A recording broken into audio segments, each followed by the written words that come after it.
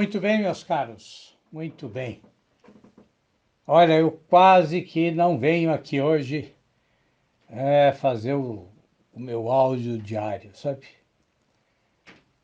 Eu marquei com um eletricista aqui hoje cedo, porque tinha alguns probleminhas aqui para resolver. Bom, aquilo que eu imaginei que fosse se resolver aí em uma hora ou duas, levou o dia inteiro, levou o dia inteiro. Tá?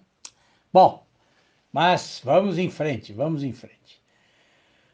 Olha, bom, e outra coisa, né, também. Hoje aqui em São Paulo nós tivemos uma máxima aqui de 31 graus, 30 graus, em pleno agosto. Olha, assim, é uma coisa inaceitável. É como se o mundo aí estivesse de ponta cabeça. Fora essa secura, né? Uma secura tremenda. Bom, isso é inaceitável, né? Uma temperatura assim, como eu sempre digo para vocês, afasta a gente da civilização, né? Fica até difícil manter o bom senso com uma temperatura assim, né?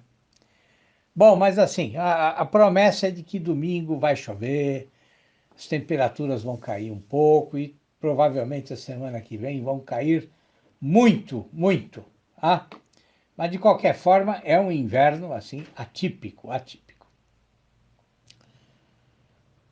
Bom, eu falava ontem com vocês, né, dentre outras coisas, né, falei do Nabokov, né, e da decisão dele de parar de escrever em russo, né, de abandonar a língua materna e escrever em inglês.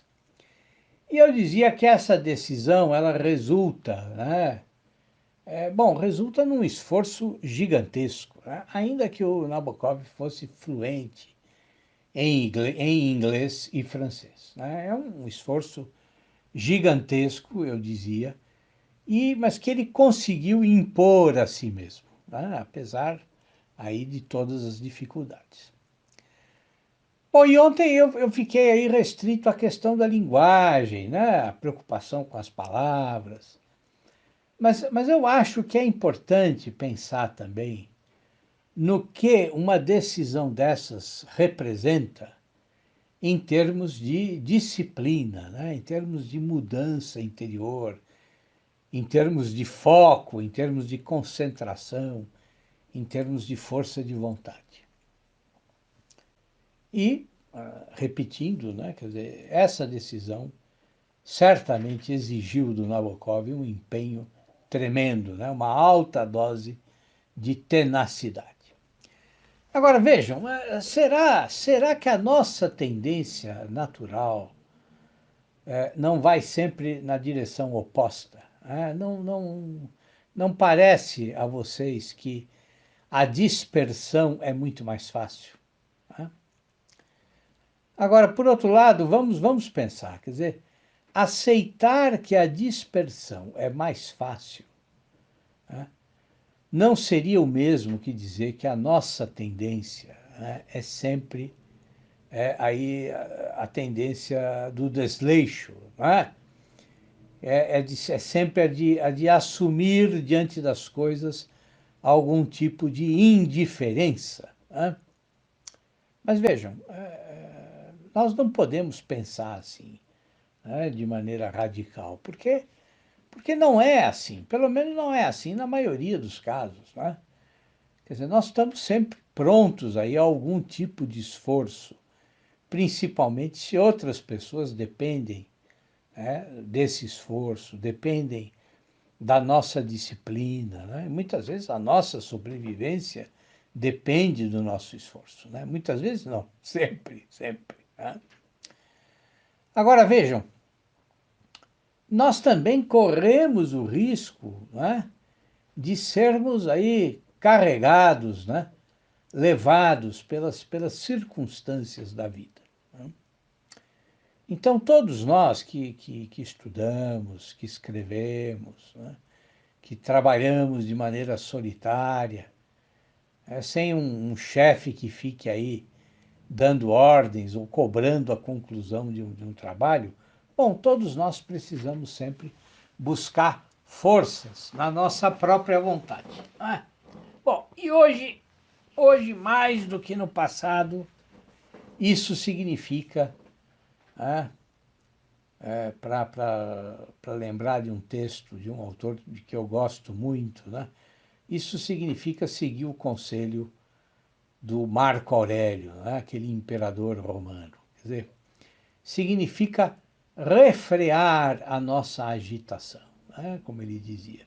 Significa não ficar se ocupando com diversas coisas aí, sem ter uma finalidade, sem ter um fim para o qual nós dirigimos os nossos esforços ou as nossas ideias.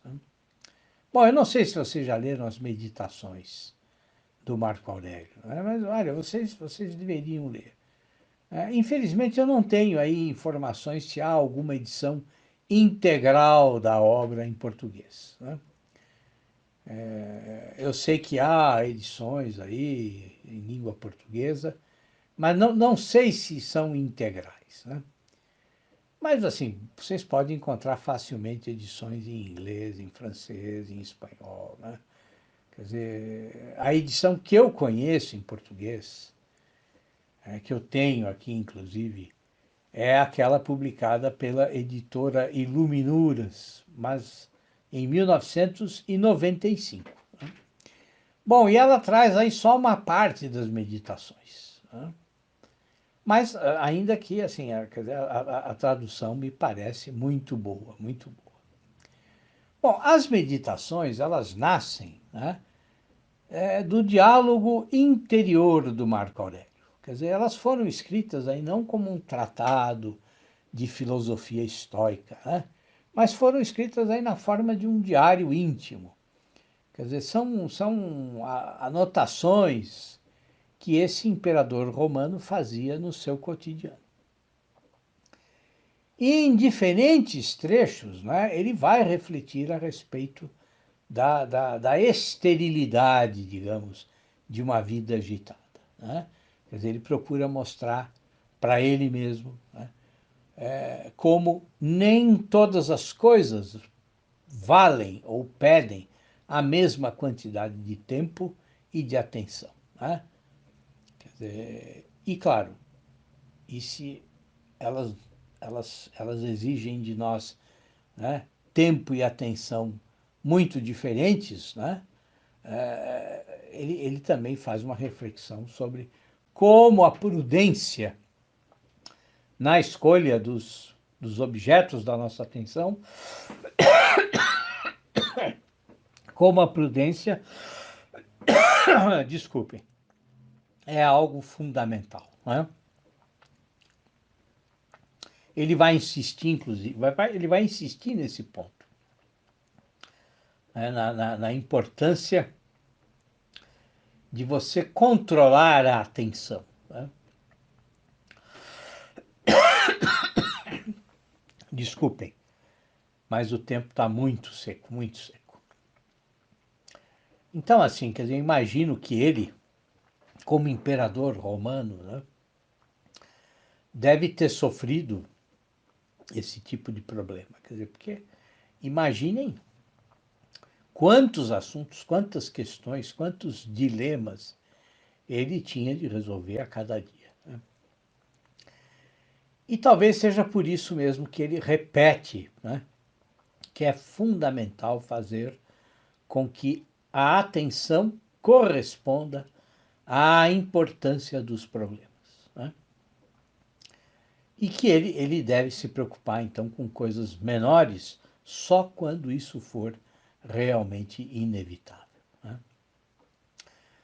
Bom, e essa preocupação dele, quer dizer, se já existia naquela época, né?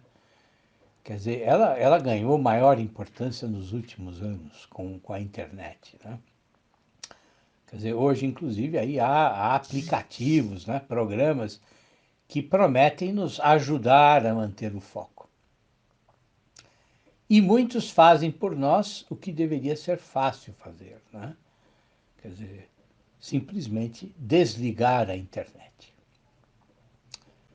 Bom, mas o Marco Aurélio vai muito além aí de alguns conselhos, né, que podem ser encontrados num livro de autoajuda, tá? Quer dizer, a reflexão que ele faz é que a nossa ação pode ser impedida pelas pessoas, pelos acontecimentos, né? Mas ninguém pode impedir a nossa atenção, a nossa intenção, a nossa disposição, né? E, claro, diante dos obstáculos que são inevitáveis, né, a gente pode se acomodar ou a gente pode se adaptar, né? Agora, se acomodar seria trair a nossa intenção, né? Então, a única opção digna para ele é transformar o que é um impedimento, transformar isso num novo caminho, né?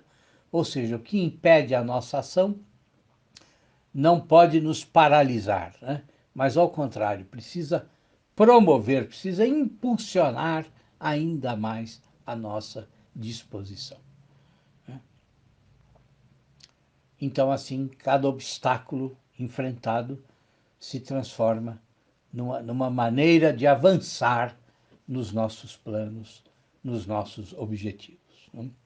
Tem um trecho das meditações, tem um trecho de que eu gosto especialmente, tá? Um trecho do livro Sexto, né? Em que o Marco Aurélio escreve assim: olha, volta aos teus verdadeiros sentidos, chama o teu verdadeiro ser, desperta de teu sono, que eram apenas sonhos que te perturbavam. Vê doravante as coisas com os olhos bem abertos e atenta para o que descobrem teus novos olhos, né? Bom, para mim, na minha experiência pessoal, esse é um exercício diário, né? Voltar aos meus verdadeiros sentidos, né?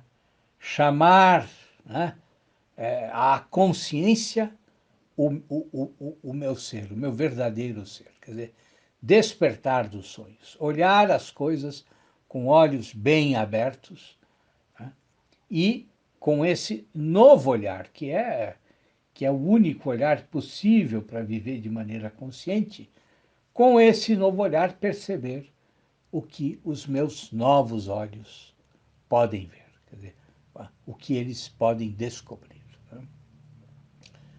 Agora vejam, não é esse o comportamento, né? O comportamento de quem estuda, né?